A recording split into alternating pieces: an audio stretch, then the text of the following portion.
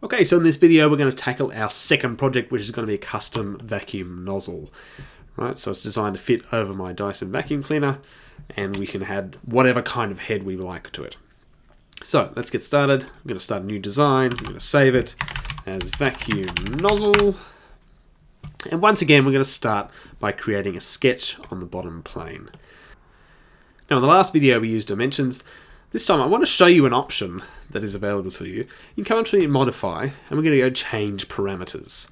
Now user parameters are like global variables that we can use throughout our design. So we're going to come up here, name vacuum nozzle diameter, and my vacuum nozzle is 32 mils. You can use this variable as many times as you like in your design and change it once, and it'll propagate those changes, if possible, all the way through. To get that profile, I'm going to go create circle, center circle, which means C, and I'm going to go vacuum nozzle diameter, autofills for me, press enter, and there it is. And you can see now that's a function. The other thing you can use parameters for is setting dimensions according to some formula. Right now, if I were to make my nozzle exactly 32 mil, then I would have to rely on the printer being 100% accurate. Now we know that's not true, so what we're going to do is add some tolerance. And again, I'm going to come up here, because I might use this a couple of times.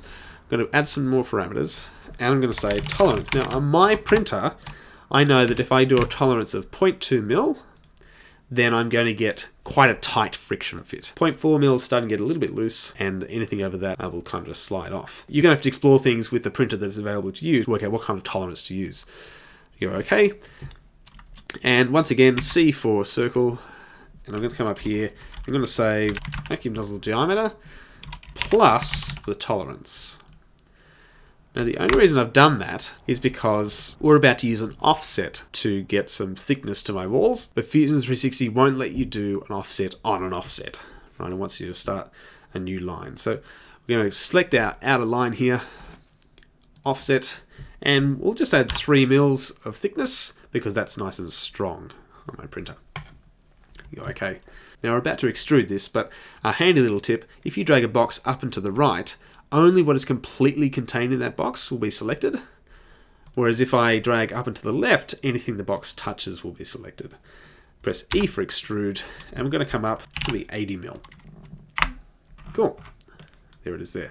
Now you wonder why I haven't made a hollow yet, and that'll become clear very soon.